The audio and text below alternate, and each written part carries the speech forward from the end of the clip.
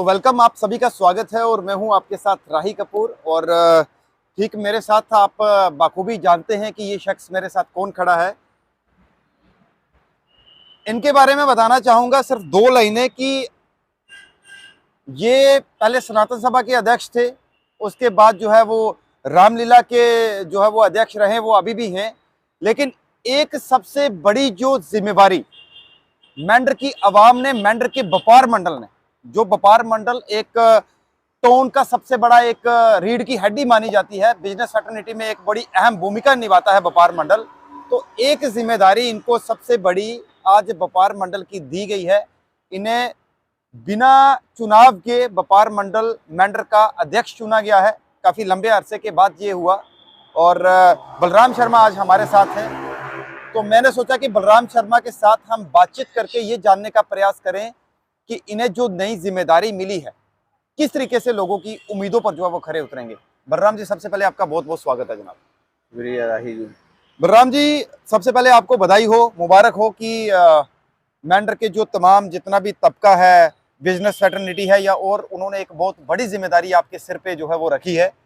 तो मैं सबसे पहले ये सवाल रहेगा कि व्यापार मंडल को लेकर आज से पहले, हालांकि जब परवीन सानी साहब होते थे उनके दौरान भी बहुत काम हुए, बड़ा अच्छा उनका एक वो रहता था, लेकिन व्यापार मंडल पिछले काफी समय से उनके जाने के बाद एक चीज फेस कर रहा है कि बाजार की जो हालत है बलराम जी, मतलब कि मैं शब्दों में क्या बयान करूं, आप बाखूबी जानते हैं। तो क्या बलराम शर्मा सबसे पहले अपनी शुरुआत जो व्यापार मंडल के प्रेसिडेंट बनने के बाद क्या सबसे पहले कार्य रहेगा जो बलराम शर्मा जो बिजनेस फ्रेटर्निटी है, व्यापार मंडल है, उनकी उम्मीदों पर जो है खरा उतरेगा? शुक्रिया राही जी। सबसे पहले तो मैं आपका और आपके चैनल का शुक्रिया अदा करता हूं कि आपने मुझे इस काबिल समझा जो मेरे आपने बाइट ली और ले रहे हो। तो ये जो सबसे पहले आपने कहा कि मुझे मुबारक है व्यापार मंडल प्रधान की, मैं कहता हूं कि जो इसके हकदार हैं मुबारक के, वो मेंढर की आवाम है, क्योंकि वहाँ पे हिंदू, मुसलमान, सिख, ईसाई सब रहते हैं। लेकिन मुझे अपने आप पे गर्व है कि लोगों ने मुझे इसके काबिल समझा और हिंदू, मुसलमान, सिख, ईसाई ने सब ने मुझे बिला मुकाबला मेंढर का जो व्यापार मंडल का प्रधान है वो चुना है। तो मैं कहता हूं कि उन लोगों के जो मैं उनका विश्वास मेरे ऊपर है, मैं उस विश्वास के ऊपर खरा उतरूंगा। तो आपने बड़ा अच्छा सवाल किया कि आज से तकरीबन 5 साल पहले हमारे परवीन कुमार सानी जी थे जिनकी डेथ हो गई है। उनने अपने टेन्योर में बहुत अच्छा काम किया, लेकिन 5 साल से जो हमारा मेंढर का काम बिल्कुल रुका हुआ है। और राही जी, मैं आपको बताऊं कि जो व्यापार मंडल है, व्यापार मंडल का मतलब मैं आपको बताऊं कि व्यापार मंडल क्या होता है। बेसिकली जो व्यापार मंडल है वो जो हमारी गवर्नमेंट है, जो हमारा टैक्स जाता है वो सारा जो है व्यापार मंडल से जाता है। लेकिन ये जो हमारे लोग हैं और हमें इसका इतना अंदाजा नहीं है कि जो भी टैक्स गवर्नमेंट चलती है वो टैक्स सारा व्यापार मंडल से जाता है। तो व्यापार मंडल पिछले 5 साल से जो हमारा मेंढर का था वो बिल्कुल ठप पड़ा हुआ है। तो मैं आपको बताऊं कि जो मेंढर की बाजार की अगर आप हालात देखें तो इतनी खस्ता हालात है कि जैसे गाँव में बड़े बड़े नाले पड़े होते हैं, उस तरीके की मेंढर में हमारी बाजार की हालात है। सबसे पहले तो देखा जाए तो मेंढर में इतनी गंदगी है, वो पूरी हमारी एडमिनिस्ट्रेशन जानती है। मैंने आपसे पहले भी इसके ऊपर एक इंटरव्यू दिया था, लेकिन उसके ऊपर किसी ने कुछ नहीं किया। उस वक्त मैं व्यापार मंडल का प्रधान नहीं था। तो मैं कहता हूं कि अगर आज की डेट में देखो कि व्यापार मंडल मेंढर, जब भी बारिश होती है, थोड़ी सी बारिश होती है, दरिया में पानी कम होता है और मेंढर बाजार में पानी ज्यादा होता है। जो हमारे गरीब दुकानदार हैं उसमें हिंदू भी आते हैं, मुसलमान भी आते हैं, सिख भी आते हैं। तो जो पानी है पूरा दरिया में कम होता है, हमारे बाजार में दुकानों के अंदर पानी ज्यादा होता है। तो जो हमारे गरीब दुकानदार हैं उनका लाखों का जो है नुकसान होता है। तो ये बात आपने बड़ी अच्छी कही कि बाजार की जो खस्ता हालात है, मैं एक दावे के साथ कह सकता हूं कि अगर लोगों ने मुझ पर विश्वास किया तो इसका मैं पूरा सिला उनको दूंगा। और मेंढर बाजार को मैं 5 साल में आपको बताऊंगा कि मैंने मेंढर बाजार के लिए क्या किया। बलराम जी, मैं यहाँ पर आपको रोकूंगा। देखिए, मैं एक चीज आपसे ये जरूर जानना चाहता हूँ कि व्यापार मंडल के हम प्रेसिडेंट के साथ बात कर रहे हैं और व्यापार मंडल को लेकर मेंढर की जो हालत है, बस स्टैंड पे देखिए कूड़ा कचरा, बाथरूमों की हालत बिल्कुल। देखिएगा, नालियां टूटी हुई, ड्रेनेज सिस्टम ब्लॉक है, हर जगह सड़कें टूटी हुई हैं। मुझे एक चीज बताएं कि पिछले लंबे समय से ये सब चीजें व्यापार मंडल को फेस करनी पड़ रही है। व्यापार मंडल के साथ लाख जो मेंढर की 1.5 लाख प्लस सब डिवीजन की आबादी है वो भी फेस करती है, साथ में रोजाना उनको आता है। कहां पर जो है ये जिम्मेवारी उन लोगों की बनती थी जिन्हें रिप्रेजेंटेटिव बनाया गया, या कुछ लोग ऐसे थे कि जिनका दायित्व बनता था कि मेंढर को सुधारा जाए। लेकिन मुझे नहीं लगता कि जो व्यापार मंडल की उम्मीदें थी उन उम्मीदों पर कोई खरा उतरा हो। अब जिम्मेदारी आपके सिर पर है। सीधा तौर पर मेरा ये सीधा स्पष्ट सवाल है आपके साथ, क्या जो उम्मीदें सोचकर लोगों ने आपको चुना है, क्या आप उन उम्मीदों पर खरे उतरेंगे? अगर उतरेंगे तो क्या सबसे पहला फोकस आपका जो है मेंढर के अंदर क्या रहेगा कि सबसे पहले बाजार के अंदर क्या सुधार करना है, वो आप जरूर बताएं। राही जी, सबसे बड़ा अच्छा सवाल आपने किया। एक तो हमारी बड़ी खुशकिस्मती है कि जो मेंढर में हमारे एमएलए जीते हैं जावेद अहमद राणा साहब, 35 साल के बाद 30-35 साल के बाद जो हमारे मेंढर के जो मिनिस्टर हैं वो बने हैं। तो ये पूरे हमारे जो लोग हैं जिन्होंने वहां पे वोट दे के हमारे जावेद राणा साहब को एमएलए बनाए और आज वो कैबिनेट मिनिस्टर है, वो अगर चाहें तो मेंढर बाजार को पूरे बाजार को सोने की चिड़िया बना सकते हैं। तो आपने कहा कि इसके ऊपर अब मेरा क्या फोकस रहेगा। मैं आपको दावे के साथ कह सकता हूं कि जो मेंढर की आवाम है, जो हमारा व्यापार मंडल है, अगर उसका साथ मेरे साथ रहा, और मुझे यकीन है कि वो साथ मेरे साथ है, तो मैं 5 सालों में, मैंने आपको कहा कि जैसे आपने बस स्टैंड की बात की, बहुत अच्छी बात की कि वहां पे एक ही लैट्रिन बाथरूम कम्प्लेक्स है, बाकी और उसकी हालत भी बलराम जी ऐसी है कि मैं शब्दों में बयान नहीं कर सकता। मैं वही आपको ये लोग कमेंट करेंगे जो वहां से गुजरते हैं, जरूर बिल्कुल देखेंगे। बिल्कुल बिल्कुल मैं वही बात आपके कहना चाहता हूं कि वहां की अगर आप हालात देखोगे तो वहां जो भी आदमी जाता है, अगर कोई लेडी जाती है, वो पहले चुनरी सिर से उतार के आगे मुंह के ऊपर बांधे, इतनी स्मेल है वहां पे। तो मैं, जो हमारे एमएलए साहब हैं, कैबिनेट मिनिस्टर हैं, मैं उनसे ये कहना चाहता हूं कि अगर आप मेंढर के एमएलए बने हो, आज कैबिनेट मिनिस्टर बने हो, उनकी भी माताएं बहनें बेटियां बाजार में आती हैं, जैसे मेरी भी माताएं बहनें सब बाजार में आती हैं। तो मुझे इस बात का दुख है, अगर कहीं छोटी बच्ची है, कोई मेरी बहन है, कोई मेरी बेटी है, कोई माँ है, उनको अगर बाथरूम आ जाए तो वो बाजार से चलकर पीछे दरिया में जाएगी, वो बाथरूम में नहीं जाएगी, क्योंकि बाथरूम में इतनी स्मेल है। मैं स्पष्ट लफ्जों में ये कहना चाहता हूं कि जो मेंढर बस स्टैंड का कम्प्लेक्स है, लैट्रिन बाथरूम कम्प्लेक्स है, इसको जल्द से जल्द सुधारा जाए। और मैं खास कर जो हमारे कैबिनेट मिनिस्टर राणा साहब हैं, जिस जैसे हमारी उनको सपोर्ट की जरूरत है, हमारा पूरा व्यापार मंडल उनके साथ है। ये मैं अकेला नहीं बोल रहा हूँ, ये पूरा व्यापार मंडल बोल रहा है। तो पूरा व्यापार मंडल उनके साथ है। मैं कहता हूँ कि जो भी हमसे उनको सपोर्ट चाहिए हम देने के लिए तैयार हैं, लेकिन जल्द से जल्द जो हमारा लैट्रिन बाथरूम कम्प्लेक्स इसको चेंज किया जाए, और बाजार में कोई ऐसी जगह दे कि आप तहसील की रेवेन्यू जो हमारा ऑफिस है उसकी मिसाल ले लो, वहां पे देखो कि इतनी गंदगी और जो भी बीमारियां मैं कहता हूं फैलती हैं वो। बिल्कुल बिल्कुल बलराम जी, वहां पर जिस जगह पर ये कम्प्लेक्स जो तहसील कम्प्लेक्स के अंदर बना है उसकी हालत देखिएगा, इतनी गंदगी है। तहसील में हजारों लोग आते हैं, साथ में कोर्ट है, वहां पर लोग आते हैं, उसके साथ में पुलिस स्टेशन कनेक्ट होता है वहां पर। सबसे बड़ी बात हॉस्पिटल के मरीज जो है, जितने भी पेशेंट है वो सारे आते हैं जिनको उसी रास्ते से निकलना है, और स्मेल पूरे बाजार तक उसकी होती है। तो आज तक जो है उसका कोई अल्टरनेट नहीं निकला, क्या कहेंगे इसको? राही जी, ये सबसे जो बड़ा सवाल यही मैं कहना चाहता था आपसे, जो आपने सवाल किया, वो जो इन्होंने रेवेन्यू डिपार्टमेंट के बाहर बिल्कुल लैट्रिन बाथरूम कम्प्लेक्स बनाया है, उसका मैं देखूं कि जो एक ड्रॉप है ना बाथरूम का, वो भी नहीं बाहर जाता, वो पूरा उसी जगह पे इकट्ठा हुआ है।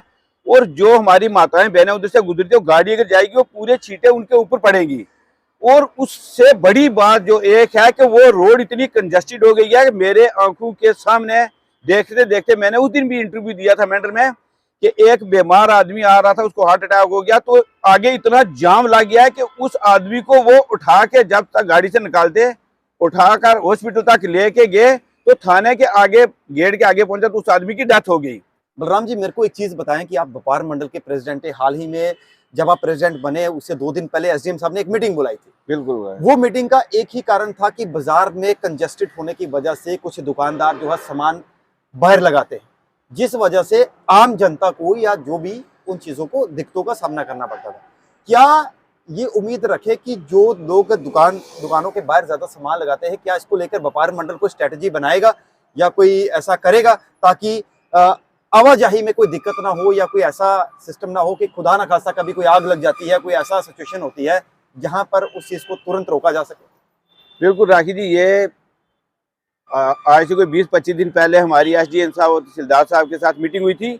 लेकिन मुझे एक बात की खुशी है कि उसके ऊपर जो हमारी एडमिनिस्ट्रेशन है उन्होंने उसके ऊपर बड़ा फोकस किया है। हमारे तहसीलदार साहब ने जो सामान, जिन लोगों ने ज़्यादा सामान बाहर लगाया हुआ था, उन लोगों को उन्होंने अपने ऑफिस में बुला के उनको पर्सनली कहा कि भाई आपका सामान बहुत ज़्यादा बाहर है, आप कृपया इसको जो सामान को अंदर रखा करें, जितना ज़रूरत है। पूरी जो एक हमारी ड्रेन बनी है बाजार में, इधर भी, तो तहसीलदार साहब ने कहा कि ड्रेन के उस पार आप सामान रखो, तो इधर दुकानदार जो इस साइड वाला वो इसके पार रखेगा। तो मुझे अपने जो व्यापार मंडल के भाई हैं, दुकानदार हैं, उनके ऊपर भी फख्र है कि उन्होंने भी ये बात एक्सेप्ट कर ली और मान लिया कि हम जो है बिल्कुल रोड पूरी छोड़ के सामान जो है बिल्कुल नाली के पार लगाएंगे।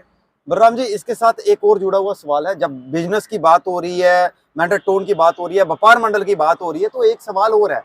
आज से पहले मेंढर ने ख्वाब देखा था, व्यापार मंडल ने भी देखा था, आम जनता ने भी देखा था कि रात को मेंढर जो है वो लाइटों से जगमगाएगा, और लाइटें लगी भी थी। प्रधान जी, मैं आपको ये भी बताना चाहूंगा, याद करवाना चाहूंगा कि लाइटें लगी भी थी, चाहे वो गवर्नमेंट के किसी भी स्कीम्स में लगी हो, लेकिन वो लाइटें आज केवल शो पीस बन के रह गई हैं। वो सिर्फ वहां पर पोल ही लटके नजर आ रहे, और आज भी लोग रात को जो है अंधेरे में निकलते हैं, ये सब चीजें। तो क्या व्यापार मंडल इस चीज को लेकर कोई फोकस करेगा कि वहां पर जो लाइटें जो है वो लगाई जाए? बिल्कुल राखी जी, जो लाइटें इन्होंने स्ट्रीट लाइटें मेंढर में लगाई थी वो तकरीबन 8-9 लाइटें थी जो हर चौक में लगाई थी। लेकिन मैं दावे के साथ कह सकता हूँ कि वो एक भी लाइट जो है नहीं जग रही है। मैंने कहा ना, बिल्कुल वो शो पीस बने हुए हैं।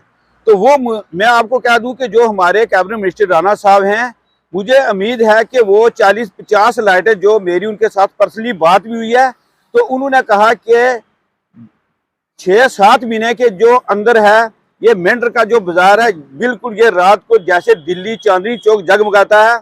ये मैं आपको दावे के साथ कह रहा हूँ कि मेंढर जो हमारा बाजार है, ये जैसे दिल्ली चांदनी चौक चमक रहा है, ऐसे हमारा जो मेंढर बाजार है ये जगमगाएगा। और इसके साथ एक और मैं बात ऐड करना चाहता हूँ कि मेंढर में अगर लाइट नहीं है तो अंधेरे का फायदा लेके जो बाजार में चोरियां हो रही हैं, बिल्कुल मैं जो हमारी इंतजामिया में उनसे ये भी मांग करना चाहता हूँ कि जैसे पहले सीसीटीवी कैमरे लगे थे, वो भी इस वक्त तक कोई भी नहीं चल रहा, सब बंद पड़े हैं। तो मैं कहता हूँ जो पहले लगे हैं उनको भी इंस्टॉल करवाएं और नए कैमरे। बिल्कुल, कैमरों की बात मेरे जहन में ये सवाल था, मैं पूछने वाला था आपसे। जी जी, एक तो एडमिनिस्ट्रेशन को कैमरे लगाने हैं हर चौक चौराहे में, बिल्कुल। क्या आप अपने दुकानदार भाइयों को भी कहेंगे कि उनका भी जरूरी है कैमरा लगाना? बिल्कुल राखी जी, ये बात हमने मीटिंग जो है बुलाई थी एसडीएम साहब के दफ्तर में, और वहाँ सब लोगों को हमने आगाह कर दिया कि हर आदमी जो है अपनी दुकान के बाहर कैमरा लगाएगा, और जो गलियों में लोग रह रहे हैं जिनके घर में रोड जाती है 10-10 फुट, वो भी लगाएंगे। और मैं आपको बताऊं कि अप्रॉक्सीमेटली 70% जो कैमरे लग चुके हैं। जो दुकानदार भाई, हर तकरीब दुकानदार भाई ने बाहर अपना कैमरा लगा दिया। तो वो जो बचे खुचे कैमरे जो गरीब दुकानदार हैं, या चौकों में जैसे मस्जिद के बाहर कैमरा हुआ, या गुरुद्वारे के बाहर, या मंदिर के बाहर, वो जो कैमरे हैं वो गवर्नमेंट को मैं एक अपील करता हूँ कि वो कैमरे जल्द से जल्द ये लगवाएं। प्रधान जी, एक चीज और आप जिक्र कर रहे थे कि कोई राशन स्टोर को हाँ, लेकर कोई मुद्दा था। और सबसे जरूरी और आखिरी सवाल जो है राखी जी, मैं आपको बताना चाहता हूँ, ये मैंने रेजोल्यूशन में लिख के जो है एसडीएम ऑफिस में भी दे दिया है। उसमें मैंने कॉपी टू डीसी किया, कॉपी टू डिबकम किया, कॉपी टू एसडीएम किया, मैंने सबको कॉपियाँ कर दी हैं। तो मैं एक बड़ा दुख हो रहा है कि हमारे जो मेंढर के लोग हैं बहुत ही निहायती शरीफ लोग हैं। मुझे दुख इस बात है कि पूंछ में देखो कि राशन मिल रहा है, वहाँ पे आटा जो है मिल रहा है, सुरनकोट में देखो आटा मिल रहा है, अच्छा उसके बाद रजौरी में देखो आटा मिल रहा है, हालांकि ये देखो हमारी तहसील मेंढर में बालाकोट में जो है वो आटा मिल रहा है। लेकिन एक मेंढर तहसील ऐसी है, पता नहीं उन लोगों ने क्या ऐसा गुनाह कर दिया कि वहां सिर्फ कनक और चावल दे रहे हैं। मुझे दुख इस बात है कि जो हमारी माताएं बहनें बुजुर्ग हैं, जो माताएं बुजुर्ग जाती हैं उधर से कन को उठाती हैं स्टोर से लेके, तो ऑटो में रखती हैं, तो जाती हैं मशीन के ऊपर, फिर वहां से आटा बना के फिर वो ऑटो को किराया देती है, फिर जाती हैं वो अपने घर पे। तो जितना राशन उनको मिलता है उससे डबल उनका जो है किराया लग जाता है। तो मैं ये गवर्नमेंट से पूछना चाहता हूं कि अगर हर जगह पे आटा मिल रहा है तो मेंढर तहसील जो हमारी है इसमें आटा क्यों नहीं मिल रहा। इसके ऊपर जो हमारी डिस्ट्रिक्ट की इंतजामिया और जो हमारे फूड एंड सप्लाई के TSO साहब हैं या डायरेक्टर साहब हैं, AD साहब हैं, उनसे मैं ये वाज़ह तौर पे कहना चाहता हूं कि इसके ऊपर अगर अगले फरवरी के महीने में एंडिंग तक हमारे मेंढर तहसील में आटा नहीं मिला तो इसके ऊपर हमारा जो व्यापार मंडल है हमने बैठ के एक मीटिंग करनी है। इसके बाद हमने देखना है कि कौन सा कदम हमने उठाना है, वो मैं आपको बाद में बताऊंगा। बलराम जी, एक आखिरी सवाल और हम अपने इस इंटरव्यू को समाप्त करते हैं। मैं ये आपसे जानना चाहता हूँ कि क्या आज मेंढर को म्युनिसिपैलिटी की जरूरत है? ये राखी जी बहुत जबरदस्त सवाल आपने किया कि जब एक जो हालात अभी बने हुए हाँ, हैं, हाँ, जो हाँ, कंडीशन मेंढर की बनी हुई है कि मेंढर में बड़ी बड़ी आवाजें जो है वो निकलती हैं, बड़े बड़े लोग जो है बातें करते हैं, नेता, चुनाव, इलेक्शन, सरपंच, पंच, RDD, DDC, BDC सब। क्या आज मेंढर को म्युनिसिपैलिटी मिलनी चाहिए या नहीं मिलनी चाहिए? राखी जी, ये जब हमारे पहले LG साहब थे, जब उनने पुंछ का दौरा रखा था तो उसमें हमारा एक डेपुटेशन, जड़े भी 6 डेपुटेशन हुए थे और एक डेपुटेशन में मैं भी था जो हमारा सनातन की तरफ से गया था। तो हमने सब ने जो हमारे डेपुटेशन 5 गए थे, 5 ने यही सवाल रखा था कि मेंढर में म्युनिसिपैलिटी होनी चाहिए। मैं आपको ये कहना चाहता हूँ कि अगर आज मेंढर में म्युनिसिपैलिटी हो तो ये जो बाजार में गंदगी है, जो हमारे लोग बीमार हो रहे हैं, जो दर दर की ठोकरें खा रहे हैं, ये सारा कुछ खत्म हो सकता है। तो मैं सबसे ज्यादा जो अपील है अपने जो हमारे कैबिनेट मिनिस्टर हैं जावेद राणा साहब, उनसे मैं कहना चाहता हूं कि ये अब आप करवा सकते हो। और मुझे पता है कि जावेद राणा साहब इस में बहुत इंटरेस्टेड हैं कि मेंढर में जो है म्युनिसिपैलिटी होनी चाहिए। और मैं दावे के साथ आपको कह दूं कि ये जावेद राणा साहब के ऊपर हमारे पूरे मेंढर को जो है फख्र है, वो हमारे लोगों के लिए वो म्युनिसिपैलिटी मेंढर में हर हालत में देंगे। बहुत बहुत शुक्रिया बलराम जी हमारे साथ बात करने के लिए। तो ये थे व्यापार मंडल के अध्यक्ष जो प्रेसिडेंट है बलराम शर्मा, जिनको लेकर आज व्यापार मंडल को लेकर डिफरेंट इश्यूज पर हमने आज इनसे जो है वो बातचीत की है। और इन्होंने ये आश्वस्त किया है, एक आश्वासन दिया है तमाम व्यापार मंडल को, मेंढर की आवाम को, कि मेंढर व्यापार मंडल में काफी सुधार आएगा। खासतौर पर विशेष तौर पर जो हमने इनसे पूछा कि मेंढर के जो टूटी सड़कें, नालियां, ड्रेनेज, ये तमाम तरह की जो ग्रीवेंसेस हैं इन पर कब काम होगा। स्ट्रीट लाइटें जो है वो, और जो इनके दुकानदार भाई हैं जो सामान दुकानों के बाहर रखते हैं, क्या वहां पर प्रॉपर, ये सब चीजों को लेकर डिटेल में डिस्कस की गई। और खास तौर पर कि मेंढर को म्युनिसिपैलिटी जो है वो डिक्लेयर किया जाए, वो कहीं ना कहीं आवाज जो है उठ रही है, इन्होंने भी जिक्र किया है। और बड़ी बात, इन सब चीजों को लेकर इन्होंने एक क्लियर कट कहा है कि 35 वर्षों के बाद हमारे इलाके से, मेंढर सब डिवीजन से, एक विधायक जावेद अहमद राणा जो MLA बने हैं, वो आज कैबिनेट मंत्री हैं। तो व्यापार मंडल को और तमाम मेंढर की आवाम को उनसे खासी उम्मीदें हैं, काफी उम्मीदें हैं कि वो जो है वो मेंढर पर प्रॉपर जो है फोकस कर रहे हैं। और जितने भी मेंढर के लोगों के इश्यूज हैं उन इश्यू को जो है वो जल्द पूरा करेंगे, या जो भी डिमांड्स है पब्लिक की उन पर जो है वो खरा उतरेंगे। और आपको ये भी बताना चाहूंगा कि व्यापार मंडल का जिम्मा जो है वो इनके सिर पे दिया है। अब देखना यह है कि बलराम शर्मा और इनके जो साथी हैं वो किस तरीके का मेंढर में काम करते हैं, ये देखना दिलचस्प होगा। और आज की ये मुलाकात का ये जो इंटरव्यू था बलराम शर्मा जी के साथ, के हमने सोचा कि व्यापार मंडल को लेकर काफी इश्यूज हैं जो हमने खुद देखे हैं, खुद फेस किए हैं, और उन पर क्या कुछ स्ट्रेटेजी ये लेकर आए हैं, वो हम इसको लेकर आज जो है हमारी ये खास चर्चा हुई। आप देखते रहिए हमारा ये प्लेटफॉर्म। नमस्कार।